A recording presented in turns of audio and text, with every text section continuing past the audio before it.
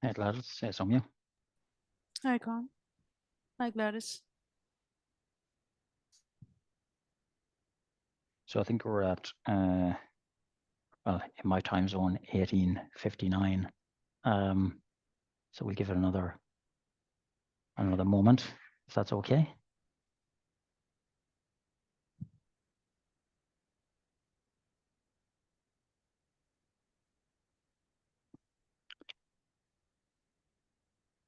Are we okay to start, do you think, Soumya and Gladys, or do you want to give it another minute? I know we have, I think we've got 30 participants so far. Yeah. I guess we should get going. What do you say, Gladys? You're on mute, Gladys. Sure, we can get started. Oh, okay. Yeah, well, listen, thank you everybody for joining us this afternoon on this webinar, Enhancing Data Products with AI. I think the central idea behind this webinar is to give a very practical view on AI and how it can be applied in sort of real life, day-to-day business challenges and data challenges that many of us will wrestle with. So it's less about AI philosophically or what Google or Open AI are doing. There's less about that and more about focusing on how it can be used in a more practical sense. So I hope you'll all get some value from that approach to this topic, a topic where there is a lot of narrative, a lot of hot air floating around. But before we jump in, I'll just introduce ourselves. First, so I'm Con Anthony Conlon. I'm the founder and managing director of Merit Group, Merit Data and Technology. And with me today, I have Gladys Christopher. Gladys heads up all of our technology delivery here at Merit. So she has teams that deliver bespoke tech projects of great variety to our clients. She also oversees a lot of work in the data sphere, data engineering, data architecture challenges that our clients have. And so she heads up that. She also looks after our research and development unit, which is always exploring AI tools and the new platforms, the new LLMs that are emerging. That team, we've a dedicated team which works in that arena and then brings those solutions to bear. We also have Soumya Vivek. Soumya is a data scientist. She's also an AI veteran, has been working in the AI field for about 10 years now, where she's been lecturing at Great Lakes University, as well as a consultant an advisor to us here at Merit on our AI strategy and how we can deploy our solutions for the benefit of our customers. So that's the team here today. We'd be happy to get some questions from you all on the chat. I think there's the capability to pop in questions, so we're happy to take those as we go along. So I'll just do 1 minute on Merit itself and the company. So yeah, listen, we're basically a tech-led data solutions provider, and we kind of focus on data, collecting data, and sometimes at very large scale, like millions of records per day in probably about 12 different industries, everything from automotive to construction, e-commerce, maritime. We're covering oil and gas, renewables, so lots of different industries where we collect large amounts of data. We also transform data, which is really quite challenging. If you think about pulling data from hundreds of sources, they're all using different naming conventions, different field names, different ways of grouping data across hundreds of sites. That can be quite complex to bring that all into one coherent database, but we're quite good at that here at Merit. And we're really using an enormous amount of AI and ML in that, and that's kind of central to what we do. We've got some useful accreditations and all that stuff there as well. That's fine. So you can push on. The agenda today's got 4 parts. We're just going to look very briefly at why AI is such a hot topic at the moment. Then Soumya will take us through just the different facets of AI, because it is a very, very broad umbrella. And under that are sitting lots of different tools and platforms and algorithms and stuff. So she's going to unpack some of that for us. The third bit there, AI in action, is where most of today's focus will be, where we're taking you through sort of 4 or 5 examples of where we've brought AI to bear upon really quite challenging data problems. And then we'll do a wrap up, do's and don'ts, some guidance, advice for you all to take away on your own AI journey. So that's the last bit. So yeah, we'll crack on. So why is AI a kind of hot topic? I guess, for a number of years, we've had this sort of buildup of the amount of data in the world being available to people is enormous. Processing power, the relentless march of Moore's law and the ability to process huge amounts of data, as well as refinement of algorithms. I think all of those factors have just kept evolving over the last few years. There was a bit of a splash, obviously, with ChatGPT in November 2022, which really brought AI into the public imagination, and kind of an inflection point, I guess, almost like the birth of the internet itself as a big inflection point. And I think we're at the edge of that again with AI. It's moving from a nice to have to a must have, in the same way that the internet changed businesses. So that's one thing that we're going to see. It's going to be essential, crucial for staying ahead. There isn't a boardroom in the country that isn't asking about their executives about their AI strategy. What are the opportunities? What are the threats? And so there is a sense of an arms race, I suppose, that if you're not wrestling with AI, your competitors probably are. Another reason we've seen AI definitely enhance operational efficiency, even here ourselves, in terms of the coders and programming work, or whether we're writing reports or we're trying to tag data, AI is having a huge impact on efficiency. And finally, scale. It's a great agent of facilitating scale. We had a client in the US that was tracking construction data in sort of 3 cities in the US, tracking projects from planning permits and development of construction sites. And now they want to expand to 30 cities in a matter of 6 weeks. And you can't really do that without the power of AI and a very heavy technology and AI influence. So it's key to scalability. So there are the reasons why I think there's an urgency around this topic. The next slide, if we talk about data, either for a data product or a data set, there are probably 4 characteristics of good data, right? There's accuracy is kind of implicit. No one wants inaccurate data. Are you collecting the right price fields? Are you collecting the right financial metrics? Are you collecting the right insights?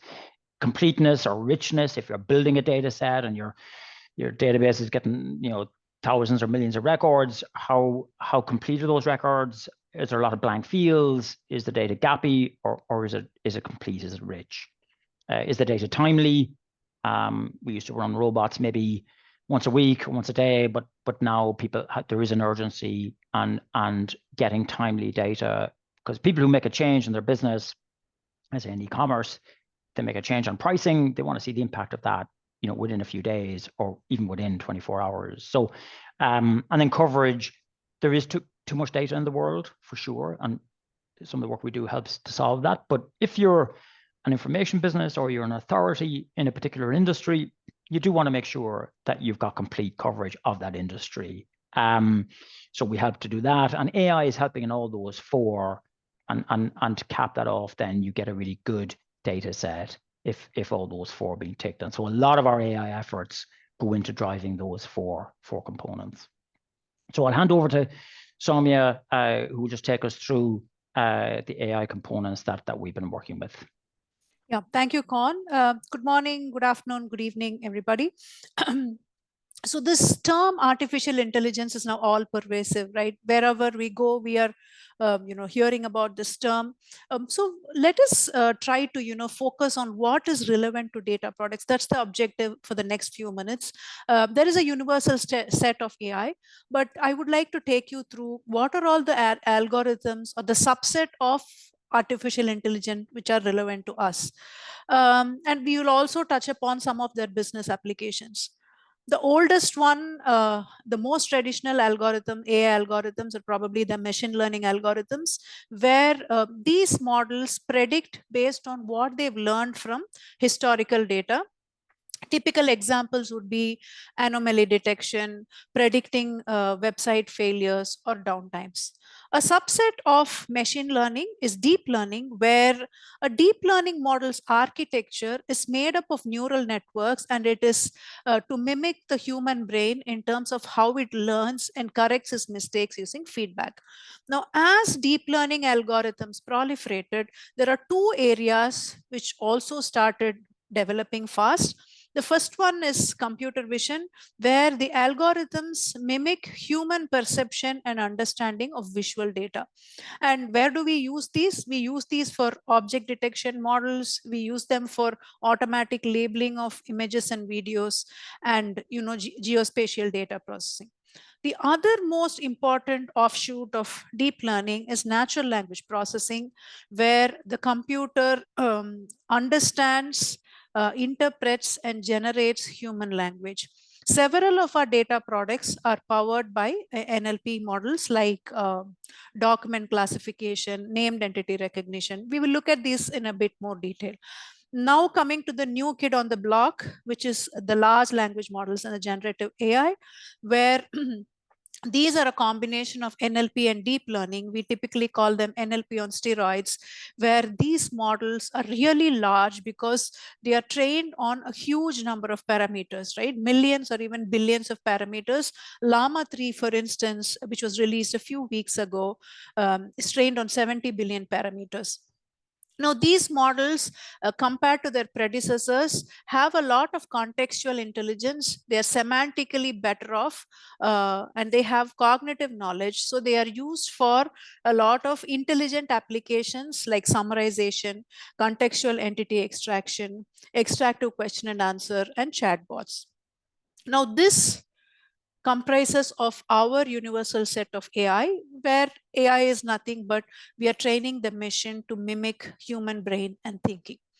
Now, let us get one step more granular, where I would take you through some of the workhorses, AI/ML workhorses, which we use extensively for our data products.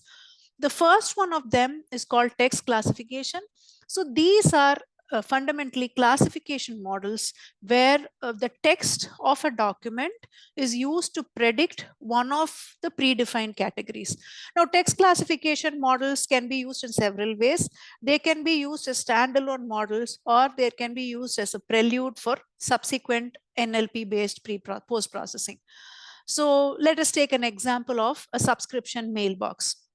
Okay, there could be emails where a customer would want to open a new subscription, cancel an existing subscription. There could be payment related queries. They would want to, extend their subscription. So based on the content of the email, now these emails would be classified into one of these actions and go into, the action stream of the particular agent. This is a standalone application. The other example could be, let us say we are trying to extract, CapEx information from financial documents. So the first step would be to, to download all the documents, categorize them into what is relevant for this extraction and what is not, and then use only the relevant documents for information extraction. Which brings us to the second aspect of second workhorse which we extensively use, which is information extraction. Information extraction could be as simple as a keyword extraction or an entity extraction using an NLP model, to a more intelligent extraction like extractive question and answering using a large language model. And on those lines, we also have generative question and answering, which we call as conversational AI, which is used to build chatbots and virtual assistants for query handling. Now, all of these are in the text domain or in the NLP domain.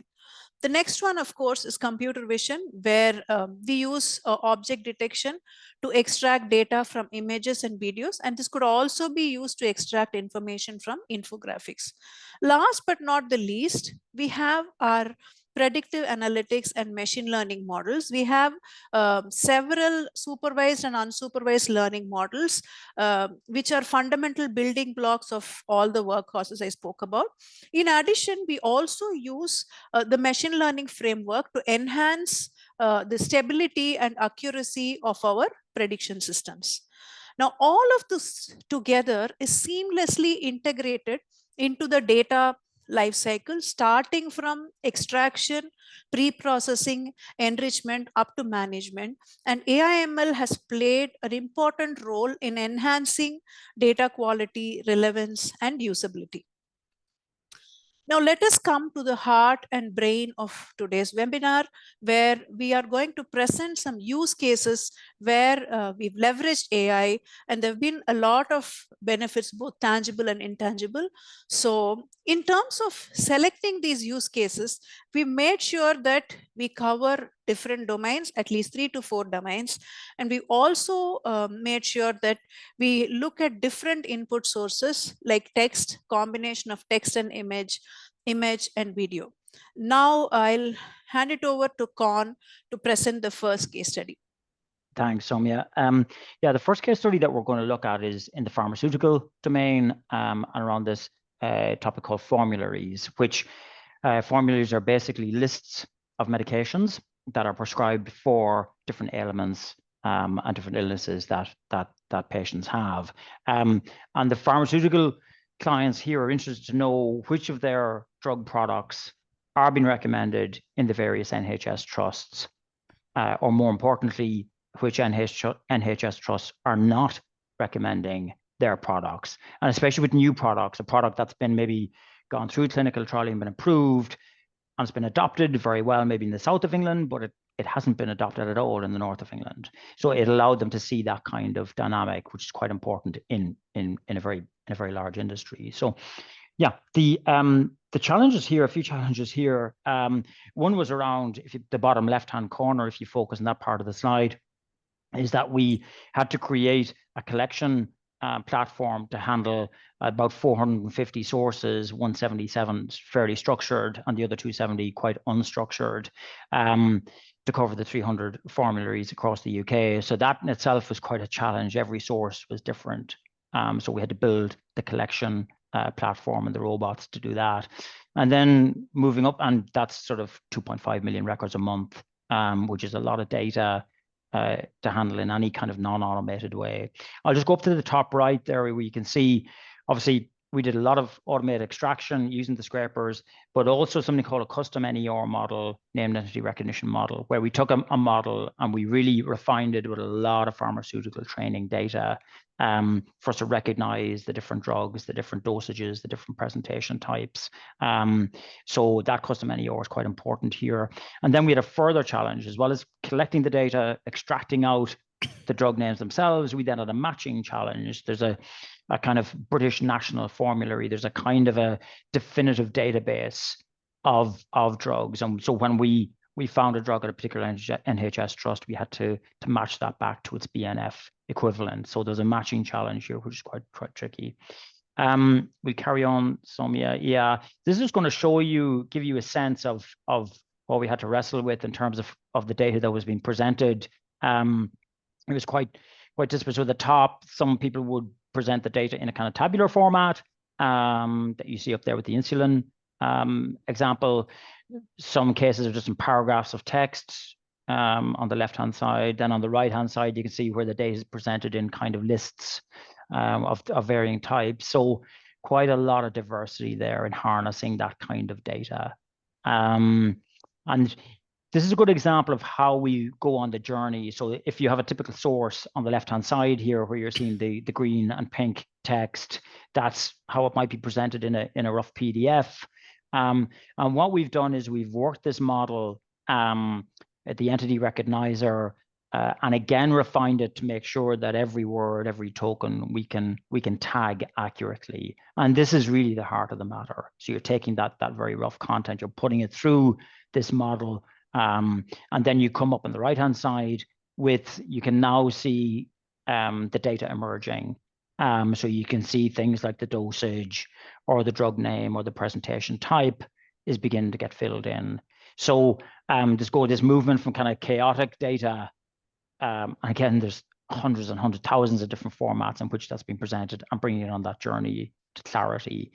So then the next slide, we can see where we begin to move into a matching process now. In the blue text in the middle there, You can see that's our scrape data. That's been transformed, and it's much more elegant now. And you've got on the left-hand side, you've got the British National Formulary entries, and the matching process is much cleaner now, and we're able to actually match the different dosages. So on this slide, on the left-hand side, well, at the top, you've got the drug name isolated and the active ingredient, and then the brand as well if it's needed. And then underneath, you can see there's actually a 50 mg versus a 33 mg offering here that we had to separate. And it's important to isolate those because they both carry different codes. And you work down through it, and those codes at the bottom are really what we were looking for to get the BNF product code nailed, automatically, accurately, without human intervention. And indeed to get a presentation code, which is even more granular, to make sure this is the 33 mg version of the drug versus the 50 mg version. So we've got those two codes, which then allow us to really analyze a drug's availability across the country.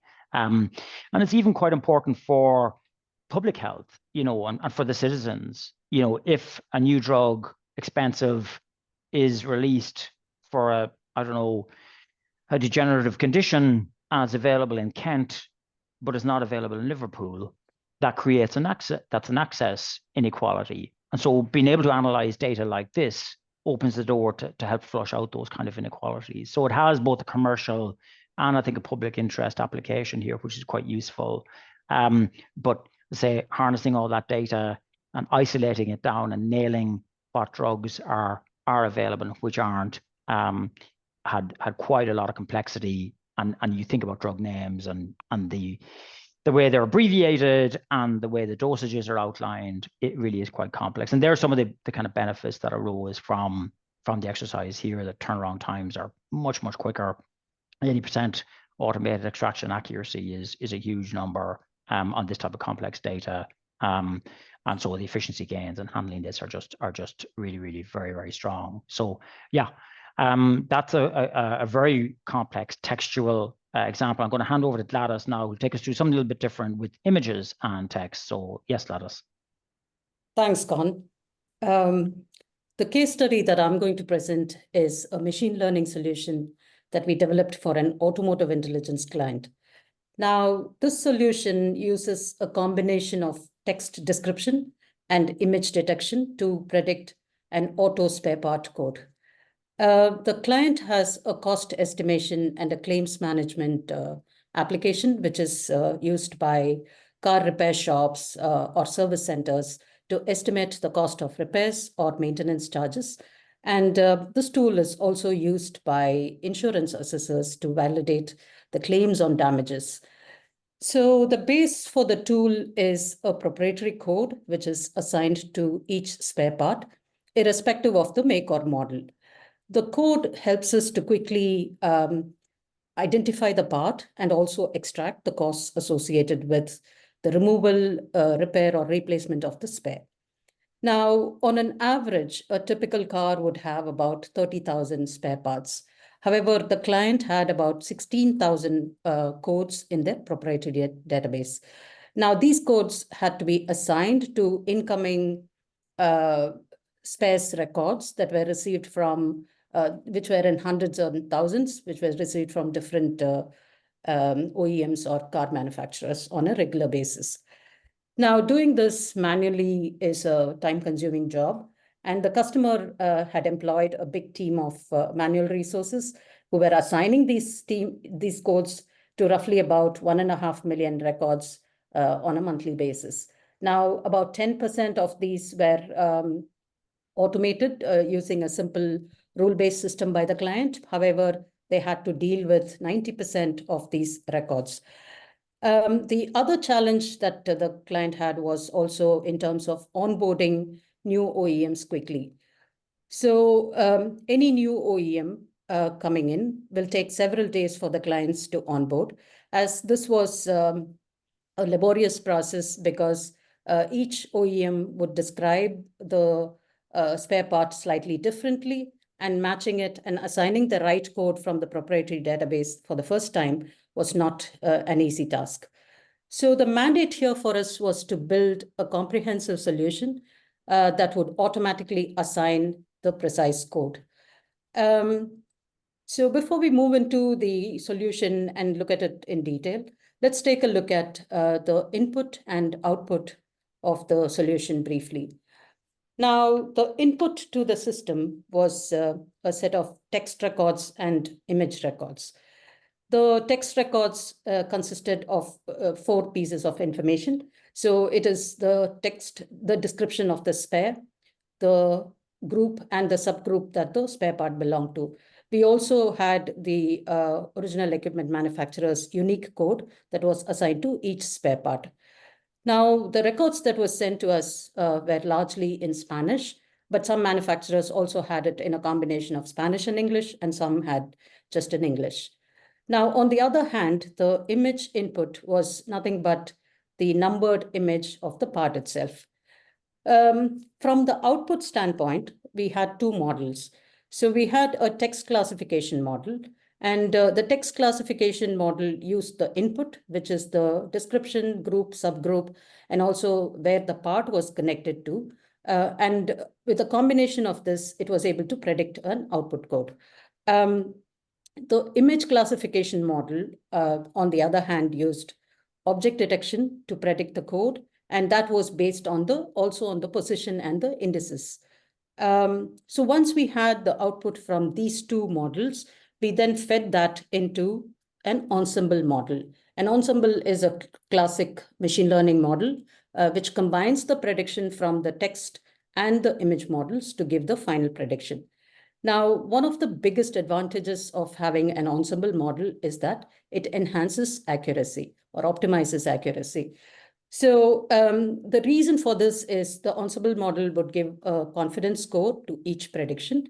And this in turn helps reducing the processing time. So let me explain how that does. So let's say we have the output from both the text and the image model, and both have predicted the same code. Then the confidence score is very high. On the other hand, let's say both models predict different codes.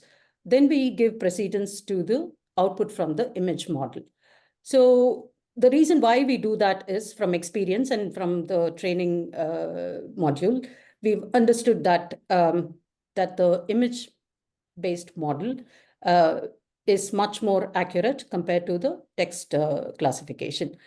So where the confidence score is high, the user need not check the output again, or they need not check the code again.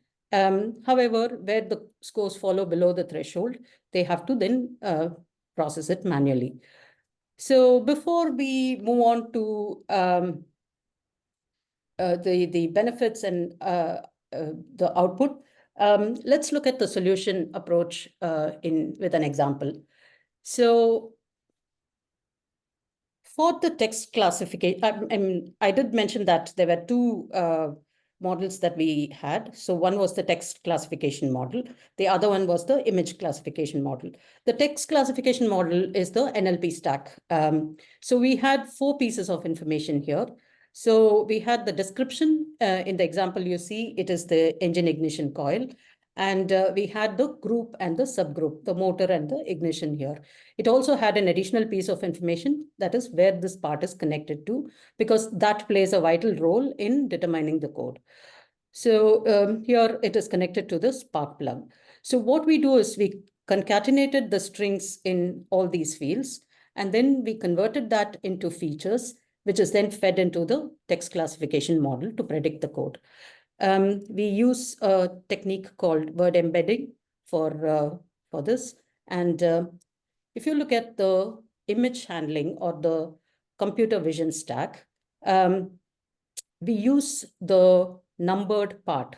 So in the example that you see here, the part number is 1. In addition to that, we also use the number of components or the count. So you can see from the image that there are 3 of the same components. So these details are then used to train the object detection model in order to predict the code. The output from both of these are then fed into the ensemble model and to predict the final code and also assign a confidence or a confidence score for the predicted output. Now, Again, before we move into the benefits, I want to outline some of the challenges that we had, both with the NLP stack as well as the images classification model. So with the NLP stack, we primarily had three big challenges. So one was sparsity. So by that, some of the spare parts had hundreds or thousands of records that we could use for training. However, some of these spares had only about a handful of records. In fact, some of the parts had less than 5 records for us to train. So what happens is this creates a class imbalance, and which in turn increases the prediction time. This also results in poor accuracy. So in order to overcome this, we used various techniques, including SMART, which is synthetic minority oversampling technique. The next challenge is a very common challenge that we face with most of our projects, which is that of noise. So in this case, we had a lot of irrelevant data. We had special characters, we had empty strings, which was then having an impact on the output and reducing the prediction accuracy. So again, we used a range of techniques here in order to clean and prep the data, which included IDF corpus and regex for noise elimination. Now, the next challenge that we had was that of laterality. So basically, the part code will vary based on the position that it is found. So it could be front, rear, right, or left, and also based on the count. For example, in the example that you saw, that there are 3 of the same part. So based on the count, again, the part code would vary. So to handle this challenge, we used a simple rule-based layer, and we introduced that. By introducing that, the accuracy increased significantly. So to overcome these challenges overall, what we also did was we broke down the model into 2 levels. So one was a meta classifier layer that will first predict the high level zone code. And the second one was a much granular code or a part predictor.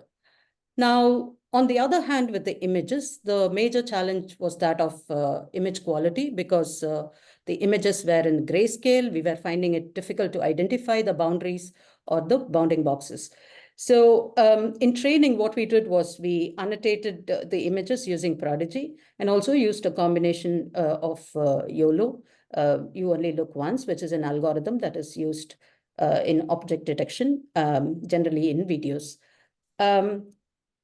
So moving on to the best part now. So the benefits. The client had a number of benefits from this solution. But what we have done here is listed just the 4 major benefits. The first one is the accuracy of the prediction.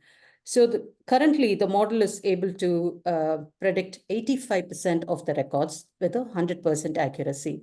So when we initially started, we started with about 76% accuracy, and further iterations and fine-tuning, including introducing that simple business rule layer, and hyperparameter fine-tuning in pre-processing kind of resulted and pushed the accuracy from 76% to about 85% of the records with 100% accuracy. We are also currently working on further improvements, and we are continuously working to push this accuracy to a minimum of 90+% with 100% accuracy.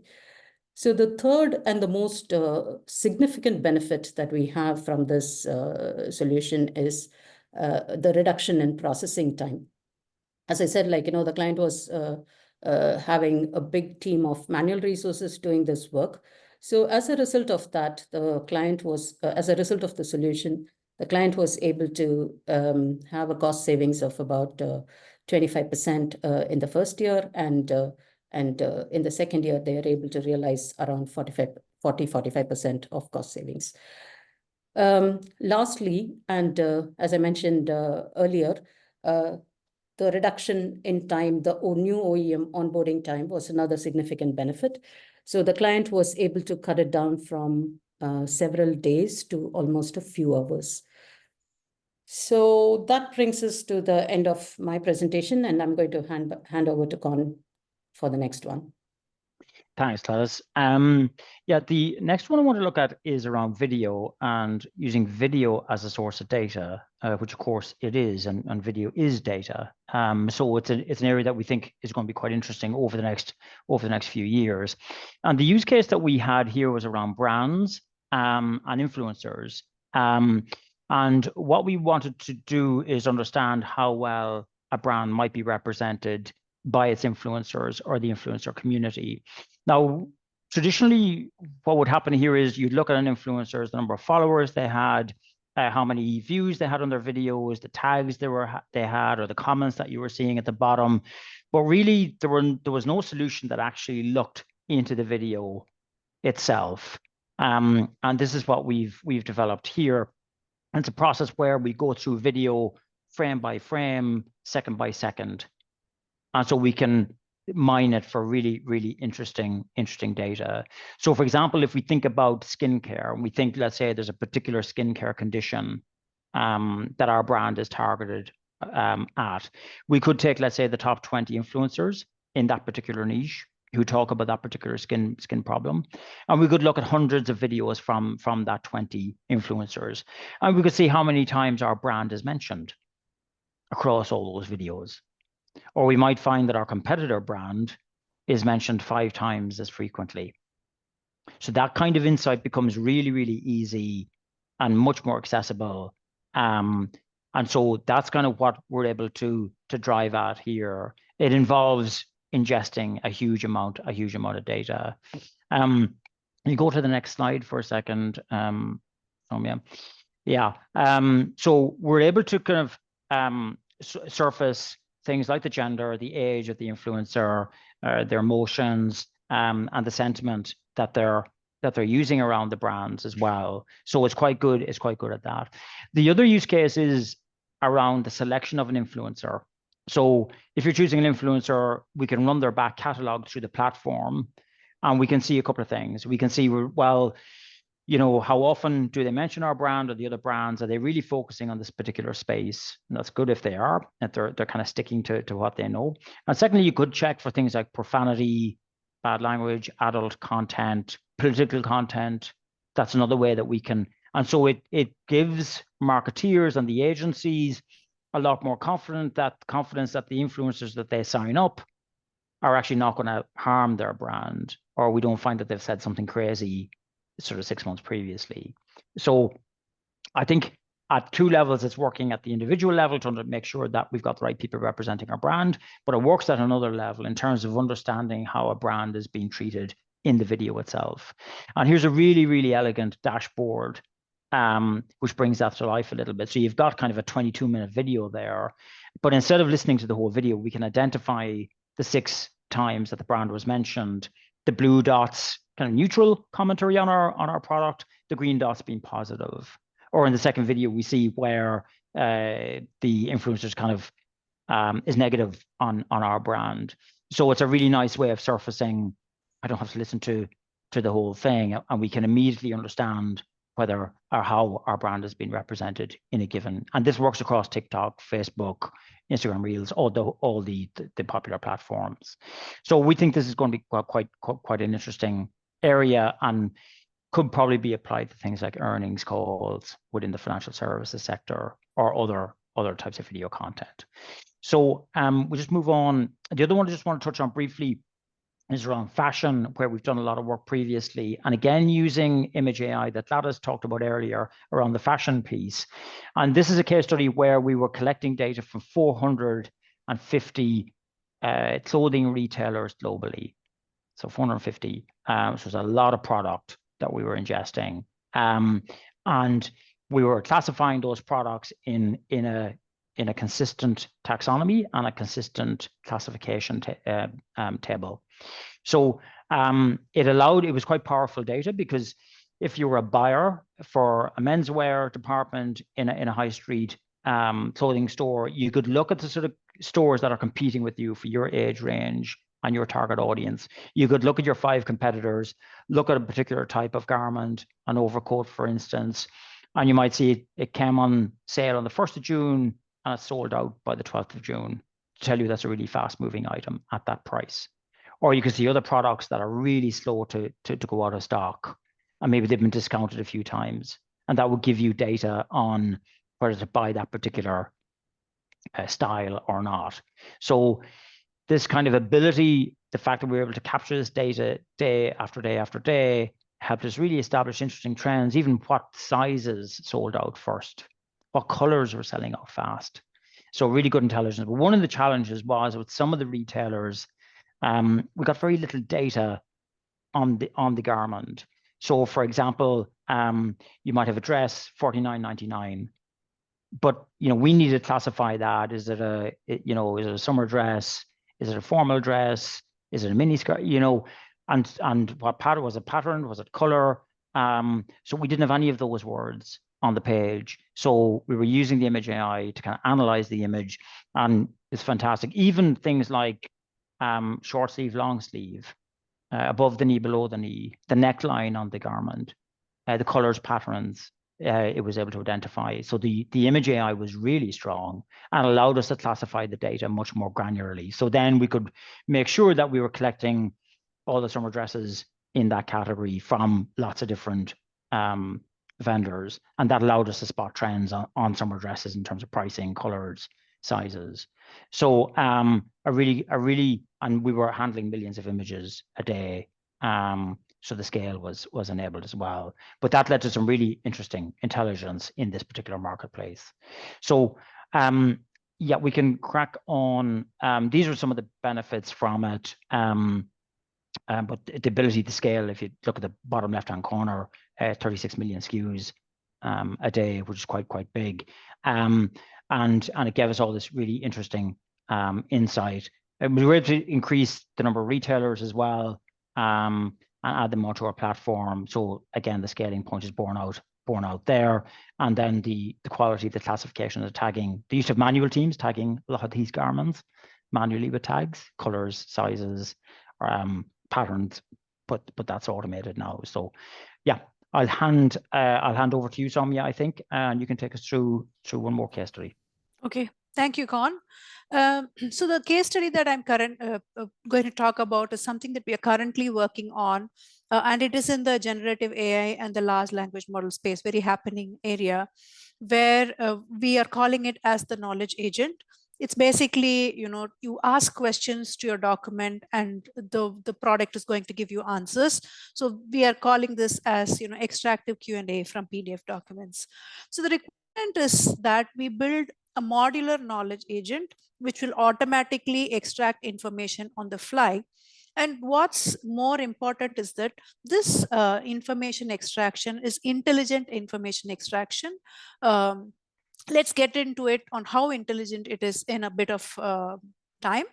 But how we are envisioning this product is that it's a black box with a lot of plug and play elements where I'm able to upload a document, upload questions that I want to ask the document, and then this black box will process that and give me the answers as the output. We also want to build in a lot of modularity into the framework. Modularity in terms of the document types it can handle. We start with PDF, but then we expand into, PowerPoint slides, Excel, Word documents, or even, text extracted from URLs. And the other modularity that we are talking about is in terms of the document format. The text could be running text, tables, infographics, and so on. Modularity can also be extended to other technical aspects like the large language model we use for generation, so on and so forth. And the intelligence that we want to add to the extraction is in terms of the domains that it can address. So we are gradually adding domains like construction, finance, fashion, so that the model is also getting enough domain knowledge and intelligence across domains.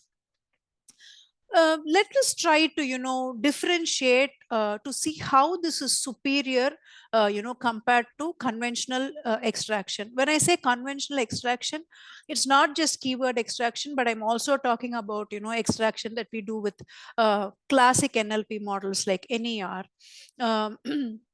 This particular intelligent extraction will be able to extract the same field which is represented by different terminology. It will be able to extract information irrespective of where it is in the document, or irrespective of is it provided across multiple documents. And another very interesting fact is that some of the information could vary over time. Let us say we are extracting capex data across 4 years for an organization. We should be able to with this intelligent extraction see the trends, or ask questions on how do you see the trend from 2020 to 2024. That the model will be able to answer this. And it will also be able to give us calculated fields where information is not available directly. Say what is the percentage increase of capex from 2024 compared to 21. So this we achieve with a framework called retrieval augmented generation. So this is how the solution has been set up. The first part is, of course, extracting the PDF document or the text from the source websites and doing pre-processing so as to retain as much of structural and metadata information as possible to give added intelligence. The second part is the heart again, where we have the retrieval augmented generation. First, a query engine is built, which will have the list of questions. Now the retrieval system will read the questions, go into the document and extract those chunks that are closest semantically to the question asked. And then as the third element, the large language model will kick in, where when we give it a prompt to answer the question in a particular format, it will answer the question based on the chunk extracted. Now, until this is the plain vanilla extractive Q&A. Now what value add we have added is to make this more usable and user friendly is an intuitive app which we will be able to upload the documents, upload questions, change some modular features like select the model, etc., and also get the output in a specific schema. What we have found is that just by using copyright free data for a particular domain, we are able to get to about 60% of answer matches. Now if we are able to upload proprietary documents and then use advanced RAG techniques, if we are able to use re-ranking, then this accuracy will definitely go up to about 90% answer matches. We have used, I'm going to show two domains where we could potentially use this knowledge agent. The first one is construction intelligence. Now there are websites for a particular city which would list out all the construction projects which are happening in the city, and these could be at various stages, right? So some could be under the approval stage, some could be under construction, some could be renovation. We will be able to extract this information, extract information on project milestones, right? Start date, end date, current status, extract construction materials, and then other details like how many stories are there, how many apartments are there parking spaces, are there any affordable units, and then also the usual stuff, typical named entity recognition, where will I be able to extract address, postal code, and so on. So this is how a typical PDF extracted from these websites looks like, right? And I have highlighted the various fields just to show that the information is there. For instance, it says 49 residential units and 61 parking spaces, right? But this is not standard across all the documents. But still, because it is intelligent extraction, it is able to extract this information irrespective of the format and the position. The same knowledge agent, another use case that we've tried out and it's worked really well is for financial reports, where the first stage, as I mentioned earlier, is contextual classification of financial documents, and then extract financial information under different heads, say income and expenditure, and then compare this financial performance across years from the extracted data, and then extract named entities, like conventional company names, addresses, and so on. So this gives us a very intelligent system, with which we are able to extract information on the fly and with a lot of modularity. Now, in the process of building, all of these case studies and the many more use cases that we've been working on, there are some crucial lessons that we've learned that we wanted to share it with all of you. The first and foremost is that AI is not a panacea, where we, with our obsession with AI, right, generally we try to resolve every problem with an AI based solution. And what we've realized is it doesn't work everywhere. In some cases, maybe a rule based or a programmatic approach is much more sensible, right? On the other hand, the converse of it is also something that we've observed, right? Now, areas where we don't even think that AI could give us a potential solution, these unconventional business problems sometimes have a viable AI based solution. For instance, we used an AI-based pair programming approach to migrate code from older Perl programming to Python across about 200 plus websites, and we did it in a very short span of time because the entire code was transferred using pair programming. The third one is more on the upskilling, where currently what we see is the half-life of knowledge is shrinking. Earlier, algorithms used to come, say, once in few years. Then with deep learning and NLP, probably once in a few months, we started getting new models. But now for people who are following AI, you will realize that every day there is something new which is coming up. What this means is, for us to keep up with this pace, we will have to sharpen the axe and upskill, at a very high rate across various levels from the top to the bottom of the organization, so that we are able to map our problem to the latest solution that could be potentially available. And the other very important thing that we've observed is that the projects that have been extremely successful in terms of completion times, in terms of KPIs, and in terms of customer satisfaction, or those where we've had the customer collaborating with us from the start of the project and then giving us feedback stage by stage. And these are the most successful projects that we've worked on. And finally, there is always this confusion between, there is a lot of opportunity coming today. So I have to work on short-term projects, POCs, so that I don't lose out on what is coming new, versus I will have to, look at the AI roadmap for the organization for the next 6 months. There is always this today versus tomorrow conflict. And what we've seen is a balancing act is very critical here.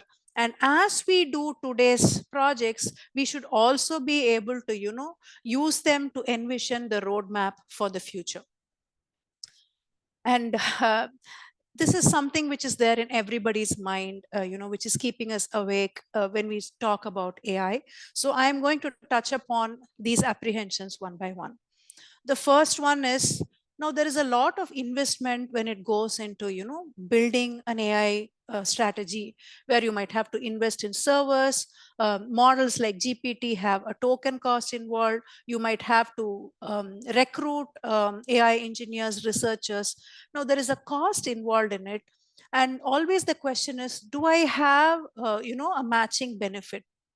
So I would say that, there is no one answer to this, but like what I said, when we use AI where exactly it is required and not use it as a one size fits all solution, and we are able to come up with an ROI, then definitely this is one of the easiest challenges which could be, or apprehensions which could be mitigated. The second one is around the ethical considerations. We've read in the news that, when there is a model hallucination, then there could be legal consequences. There could be, customer data, which could go into crowdsourcing. So this is more of a legality aspect where, NDAs and contractual agreements should be able to mitigate this to some extent. The topmost and foremost is our data privacy and data leakage concerns. Now, I am giving all my proprietary data to fine tune a model so that it fits my organization. What if this data leaks into the public domain? This fear is there for everybody who wants to use their data to train an AI model. Here again, a lot of models are now downloadable where you could host it on your own server with all the firewalls and security.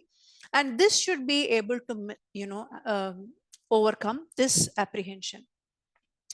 Now with this, I'm going to hand over to Gladys, who will take you through a typical AI project lifecycle.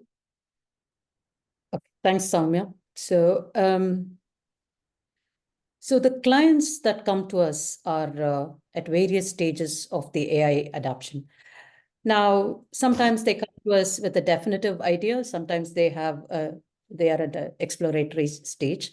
So when there is a specific use case, when clients come to us with a definitive idea, either to build a new data product or to improve the operational efficiency significantly, we first have a detailed customer briefing. Now, this is for us to basically understand the problem statement or the challenges. And if there is an existing operation, this is also an opportunity for us to understand the current state of the operation, the processes, the systems, and the results that they are getting. So once we have a good understanding of the requirements and the challenges that the clients have, we insist on doing a discovery exercise. Now, for the discovery exercise, we bring our subject matter experts, domain experts, and from the client side, we request that the clients bring all the key stakeholders for this discovery exercise.